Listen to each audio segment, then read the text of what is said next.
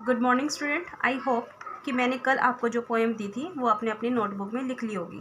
आज मैं आपको वही पोएम समझाऊंगी, तो आप अपनी नोटबुक निकाल लीजिए और नोटबुक में जैसा आपको समझाया जाएगा उसे ध्यान से समझिए।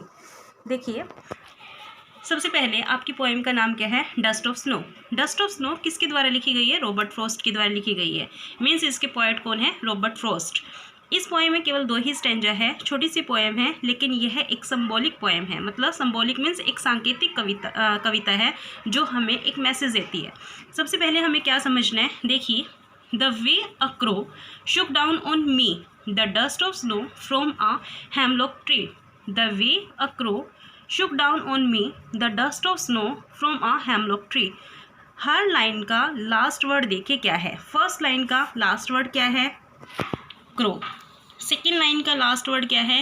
मी। थर्ड लाइन का लास्ट वर्ड क्या है? स्नो। फोर्थ लाइन का लास्ट वर्ड क्या है? ट्री। यहाँ पर आपको राइमिंग स्कीम समझनी है कि राइमिंग स्कीम क्या होती है।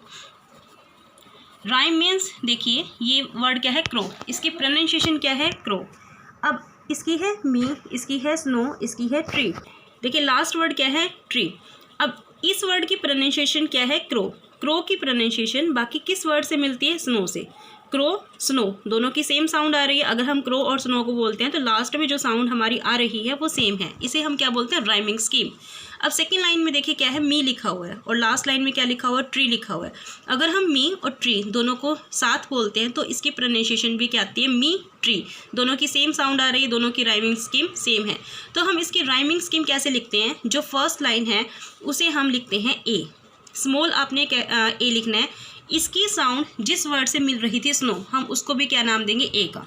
ठीक है, लेकिन ये अलग है मी को हम क्या दे देंगे? बी। जैसे अल्फ़ाबेट होते ए बी सी डी ऐसे देते जाएंगे। हमने क्रो को ए दिया, क्रो की साउंड जिससे मिलती थी स्नो उसको हमने ए दिया। अब हमने मी को क्या दे दिया? बी। मी की साउंड किससे मिलती है? ट्री से, तो हम ट्री को भी क्या देंगे? बी। तो हमारी राइमिंग स्कीम अगर हम इसको लिखते हैं तो इसकी राइमिंग स्कीम क्या बन गई? इसको क्या लिखते हैं हम? ए, फिर क्या आया? बी, और फिर क्या आया? ए, और फिर क्या आया? बी। मीन्स इस स्टैंजा की जो राइमिंग स्कीम है वो हो गई ए बी ए बी। अगर आपको स्टैंजा में पूछा जाता है कि इस स्टैंजा में राइमिंग स्कीम क्या है तो आप इसका आंसर क्या लिखोगे? A B A B. एक क्वेश्चन और आता है राइमिंग स्कीम के अलावा, राइमिंग वर्ड्स। अगर आपसे सिर्फ राइमिंग वर्ड्स पूछे जाते हैं कि राइमिंग वर्ड्स क्या हैं, तब आप क्या लिखोगे? क्रो। कैसे लिखोगे इसको? क्रो। क्रो की साउंड किसे मिलती है? स्नो से। फिर मी की साउंड किसे मिलती है? ट्री से। तो ये वर्ड आपने ऐसे इकट्ठे लिखने हैं, इनको हम क्या बोलते हैं? Rhyming words. और अगर राइमिंग स्कीम पूछी जाए तो आप क्या लिखोगे? A B A B.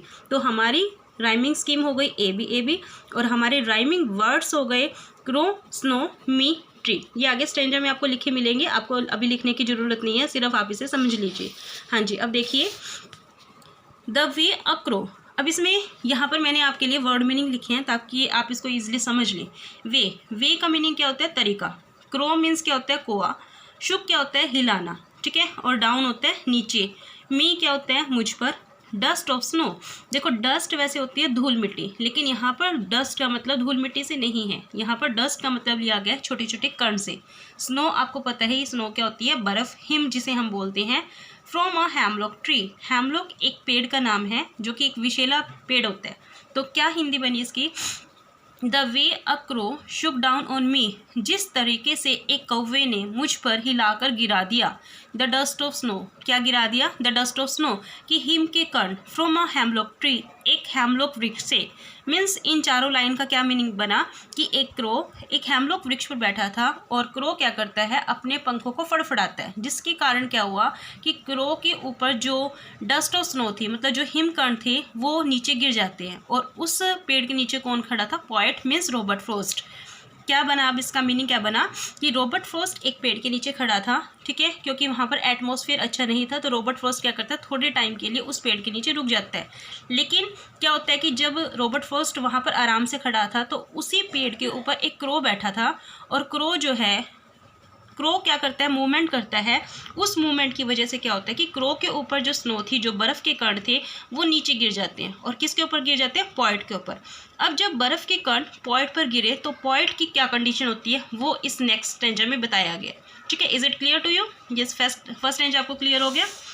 अब मैंने यहाँ पर क्या लिखा हुआ है, स्टैंजा के साथ ही इसके क्वेश्चन आंसर लिखे हुए हैं कि आपने स्टैंजा समझना है और स्टैंजा के साथ आपने इसके क्वेश्चन आंसर समझने हैं। देखिए फर्स्ट, जब भी कोई पोएम का स्टैंजा आता है एक क्वेश्चन जरूर ये आता है कि name the poem and the poet. आपको पोएम का नाम लिखना है और पोएट का नाम लिखना है। The name of the poem is dust of snow, the name of the poet is Robert Frost. ये आपका फर्स्ट क्वेश्चन हो गया, ठीक है। Who Shuk the hemlock tree, देखो इसकी हिंदी क्या बनी, हु क्या होता है कौन, शुक मतलब हमने क्या किया हिलाना, हेमलॉक ट्री आपको पता है कि वृक्ष है, तो who Shuk the hemlock tree, hemlock tree को किसने हिलाया, तो हमने सिर्फ क्या करना, हु की जगह लिखना है कि किसने हिलाया है, तो हम क्या लिखेंगे द क्रो, फिर आपने एज इट इज़ लिखना है शुक द हेमलॉक ट्री।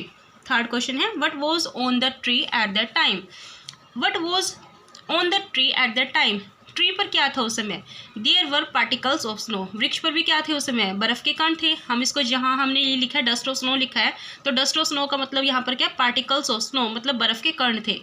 अब यहाँ पर फोर्थ क्वेश्चन क्या हो गया, राइट द राइमिंग वर्ड्स। ये मैंने आपको समझाया था अभी कि राइमिंग वर्ड्स अगर आपसे पूछे जाएँ तो आपने ऐसे लिखना है क्रो, स्नो, मी और ट्री, क्योंकि इनकी राइमिंग स्कीम सेम है, मतलब इनकी प्रोनाउंसिएशन दोनों वर्ड्स की सेम है, इन दोनों वर्ड्स की प्रोनाउंसिएशन सेम है। Right the rhyming scheme, rhyming scheme आपको बता दी कि कैसे आप इसमें लिखोगे। देखिए क्रो, क्रो की साउंड किसे मिलती है, स्नो से, ठीक है। मी की साउंड किसे मिलती है, ट्री से, तो इसकी राइमिंग स्कीम क्या हो गई, ए बी। तो यहाँ पर जब क्वेश्चन आया राइट द राइमिंग स्कीम, तो हमने यहाँ पर राइमिंग स्कीम क्या लिखी, ए बी, ठीक है। What did the crow do to the hemlock tree, crow ने हेमलॉक ट्री से क्या किया, द क्रो क्या किया था, क्रो ने शुक किया है हेमलॉक ट्री को बस, तो यहाँ पर क्या आएगा, the crow Shuk the hemlock tree, crow ने हेमलॉक ट्री को हिला दिया। तो ये आपके क्वेश्चंस हो गए। नेक्स्ट क्या है, where was the poet at the time, जब यहाँ पर क्या पूछा गया कि कवि उस समय कहाँ था, कवि कहाँ था, उस पेड़ के नीचे था। The poet was under the hemlock tree, कवि हेमलॉक ट्री के नीचे खड़ा था। Find words from the stanza which means the same as particles of snow, इस पोएम में आपको इस वर्ड का सिमिलर समानार्थी शब्द बताना है कि इस वर्ड के लिए कौन सा समानार्थी शब्द यूज हुआ है। ये मैंने आपको बताया कि डस्ट ऑफ स्नो का मतलब क्या है, पार्टिकल्स ऑफ स्नो, पार्टिकल्स होते हैं कण, तो इसका सिमिलर वर्ड पोएम में क्या यूज किया गया है, dust of snow. Where was the crow sitting, अब ये क्वेश्चन है कि क्रो कहाँ बैठा था, the crow was sitting on the hemlock tree, crow कहाँ पर बैठा था, हेमलॉक ट्री के ऊपर। What does dust of snow stand for, यहाँ पर डस्ट ऑफ स्नो किस चीज़ के लिए यूज़ की गई है, ठीक है। Dust of snow stands for the particles of snow, ये है पार्टिकल्स ऑफ स्नो के लिए यूज़ की गई है, मतलब बर्फ़ के कण के लिए यूज़ की गई है। क्वेश्चन सारे सेम हैं, सिर्फ वर्डिंग थोड़ी सी चेंज होती है। आपको पहले स्टैंजा अच्छे से समझना है, अगर आपको स्टैंजा अच्छे से समझ में आ जाता है तो आप किसी भी क्वेश्चन को अटैम्प्ट कर सकते हैं। तो ये आपका फर्स्ट स्टैंजा हो गया। नेक्स्ट में मैं आपको सेकेंड स्टैंजा बताऊँगी, अगर इस स्टैंजा में आपको कोई प्रॉब्लम है तो आप इसको पूछ सकते हैं, ठीक है। ओके।